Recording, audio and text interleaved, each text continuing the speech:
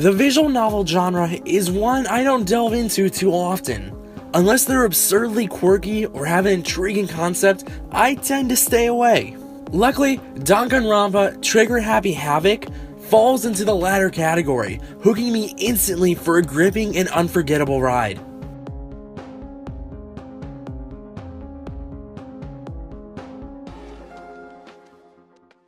Next you're gonna say you're not the killer, right?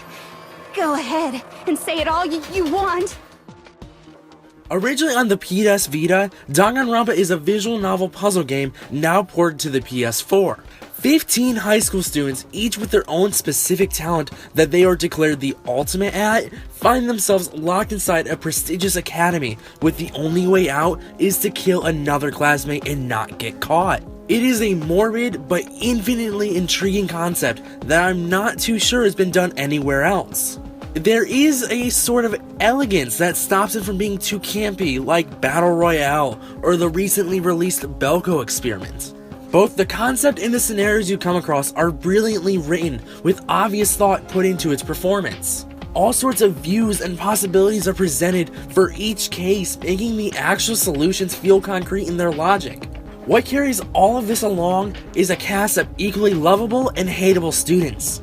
Each have their own quirks, speaking patterns, backstories, and interests that come across in the writing and performance, or discovered once you start digging. Mondo, the ultimate biker gang leader, swears often and is quick to go on the offensive, while Hifume, the ultimate fanfic creator, refers to everyone by their last names and will switch to a more bassy voice when he feels dignified.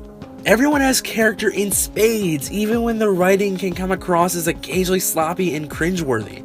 The voice acting during key moments, which does happen frequently to my delight, does help give life to some of the lesser lines, and it's always fun to see these characters brought to life with their voices that fit wonderfully with their design. Danganronpa has some of the best character designs I have seen in a video game. Each student is wonderfully unique and full of detail that fits their personality. Multiple frames to give an array of emotions and reactions also help the game feel constantly fresh.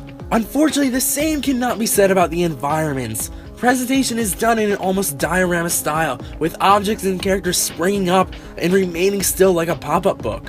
While fairly unique, it stops the environments from ever being too detailed or thought out. What's even worse are the actual hallways you actively walk down.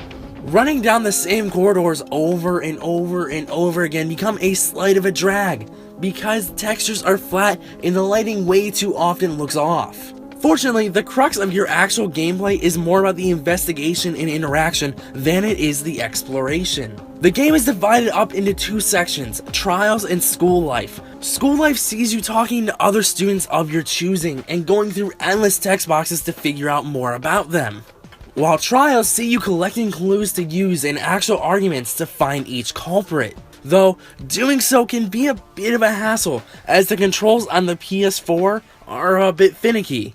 The right thumbstick both moves the character and the camera, which takes a while to get used to. I'm not quite sure how it was set up on the PS Vita, but I feel like this was more in tune to a handheld system. After gathering every clue, alibi, and account, you can move to the actual trial, which is a roundtable argument where you present evidence, find contradictions, and draw conclusions. During these, a small handful of minigames will appear, each serve as a purpose in progression of your investigation. The largest issue during the investigation and your trials is that the logic sometimes doesn't feel like it's spot on. Sometimes a character will just give you a clue right out, feeling as if the devs couldn't properly implement it into your investigation.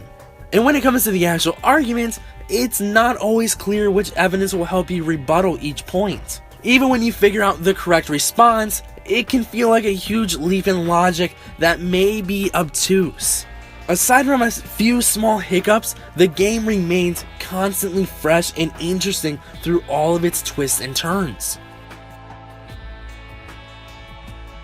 Danganronpa is a niche game for those with an affinity for good mysteries and quirky characters. Reading a book's worth of text may not appeal to all, but if given a chance, you'll likely be drawn into most of what the game has to offer. Danganronpa gets an excellent 8.5 out of 10.